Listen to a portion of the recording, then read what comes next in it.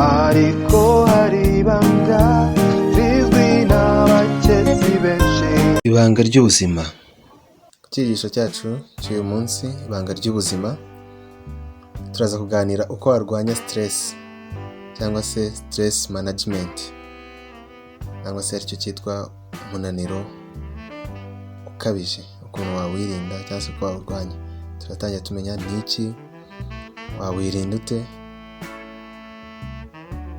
wakora iki mbese kugira ngo wirinde.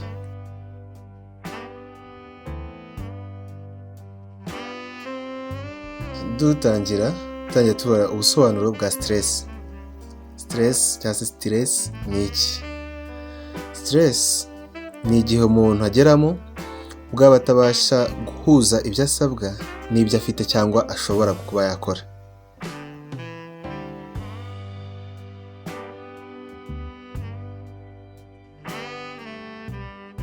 Biterwa n'iki se? Ni byinshi bibitera, cyane cyane harimo wenda nko gukora cyane, ibijyanye no kwiga, ibibazo by'ubuzima, ibibazo by'umuryango, ubukene, ubucuruzi cyangwa se business, cyangwa se no kubura akazi n'ibindi bigiye bitandukanye.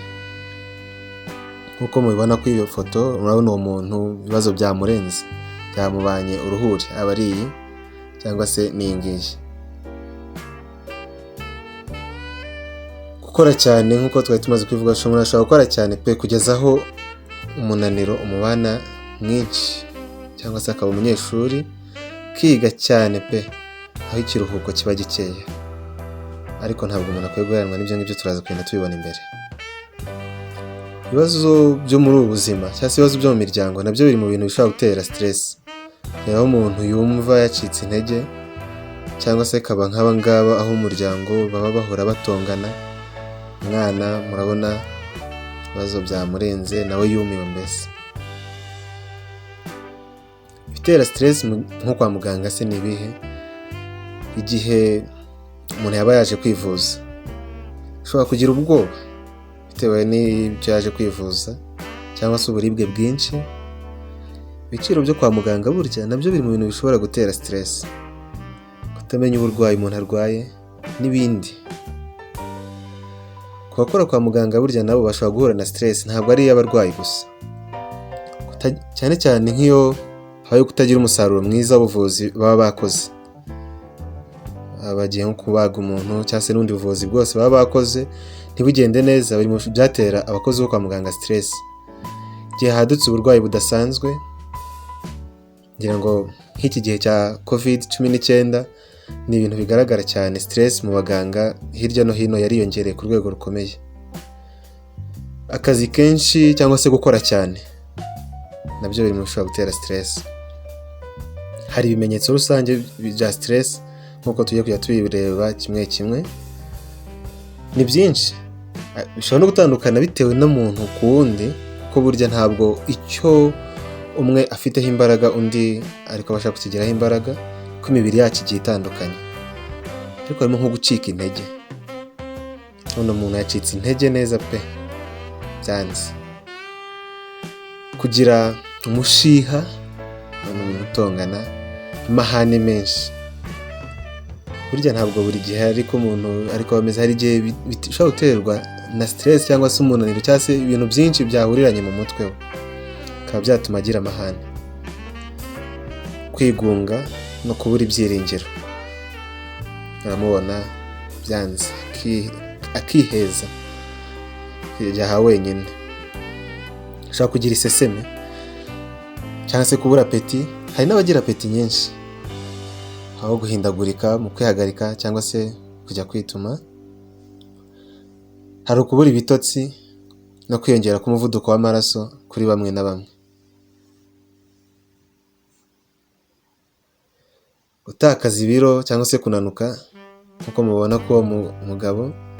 Ariko hari n'abandi noneho bagira bakiyongera ibiro byinshi, bikaba byinshi cyane, umubyibuho ukiyongera. Kuribwa umutwe ukabije, wa mutwe umudakira, ushobora guterwa burya na stress umuntu aba afite amazemo iminsi muri bya bindi byose twabonye bishobora kubitera. Kuribwa umugongo nabyo ni kimwe mu bimenyetso by'umuntu ufite stress. uburwayi bw'uruhu bugiye butandukanye. Ingaruka za stress ni izihe? Nk'uko tumaze kubibona ni nyinshi cyane.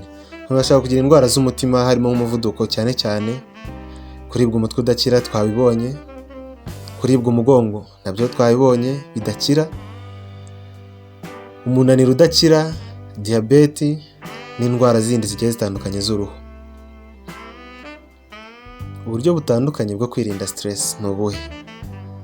Ubwonko ni ukubasha kumenya gushyira ku munzani bya bindi bigutera stress. Nk'uko mubibona kuri iyo foto, harimo ku banyeshuri harimo ibizami, ku bakozi harimo akazi kenshi n'ibindi bigiye bitandukanye. Kumenya n'ubumenyi cyangwa se ubuhanga bwo ku buryo wabasha kurwanya iyo stress, ku buryo ubasha kubitsinda.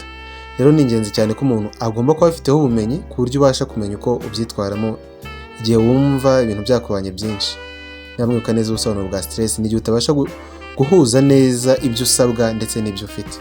Ubwo aha ngaha rero igikenewe ni ubwenge bwo kubasha guhuza ari ibyo usabwa ndetse n'ubwenge mu gihe runaka. Nibyo tugiye kureba. Harimo icya mbere, gukoresha igihe neza. Burya ni ingenzi cyane. Ikintu bita gukoresha igihe, guha agaciro ibikorwa by'ingenzi kurusha ibindi. Ugatoranya mu munsi wawe ukarebamo iby'ingenzi ukwiye gukora. Ibyo ngibyo watoranije akaba ari nabyo ubanza gukora mbere y'ibindi, kugira ngo nihaza kubaho gukererwa cyangwa se bya mbere byakubanye byinshi, iby'ingenzi uba wabisoje byibuze. Hari ukugena ingengabihe yo gukora n'iyo kuruhuka. Iki gihe nubyitaho, umunsi wawe rwose nta bigutesha umutwe birimo, uzaba umeze neza, kuko ibyo ukora byose bizaba biri kuri gahunda, biri ku murongo. Hari ikindi cyagaragaye mu bushakashatsi bwakozwe, imyitozo ngororamubiri. Nk'uko mubibona, igihe wumva utishimye cyangwa se utameze neza, ujye ukora imyitozo ngororamubiri. Burya irafasha cyane, ko ituma bya bindi byose byaguteshaga umutwe bikuvamo.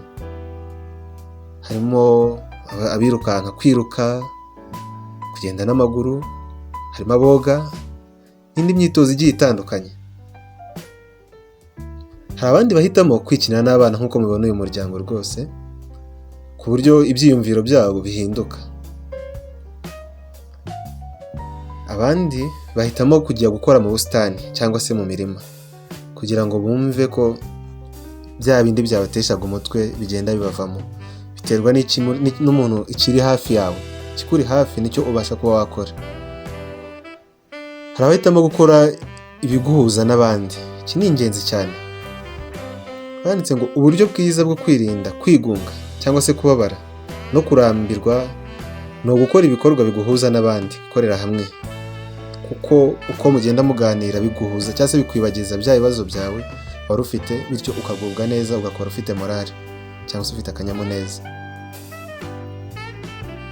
Kwita ku mubiri wawe ni ingenzi cyane. Umubiri urya indyo yuzuye ubasha guhangana na stress. Ikintu dukwiye guha agaciro, harimo ikintu cyitwa kunywa amazi,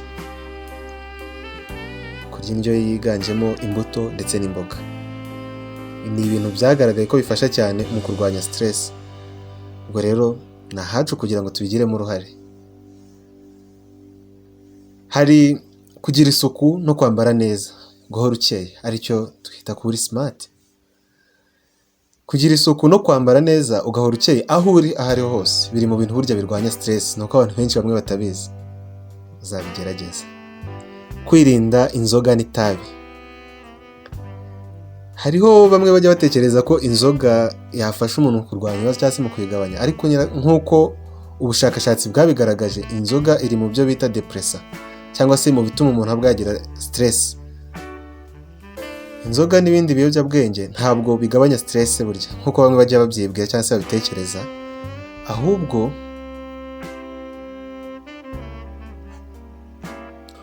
bipfukirana ibibazo by'igihe gitoya, ahubwo nyuma yaho bikarangira ya stress yongeye kugaruka. Niyo mpamvu atari byiza rero kubikoresha mu rwego rwo kurwanya stress.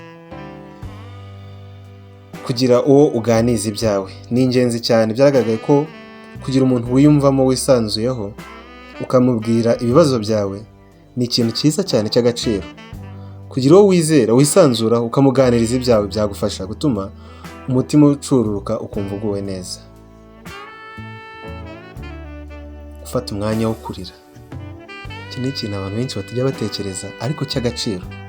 Gufata umwanya ukarira ni ingenzi cyane kuko bituma utarwara umutwe, bikakurinda n'ibindi bibazo bishobora kuririra kuri stress nk'uko twagiye tubibona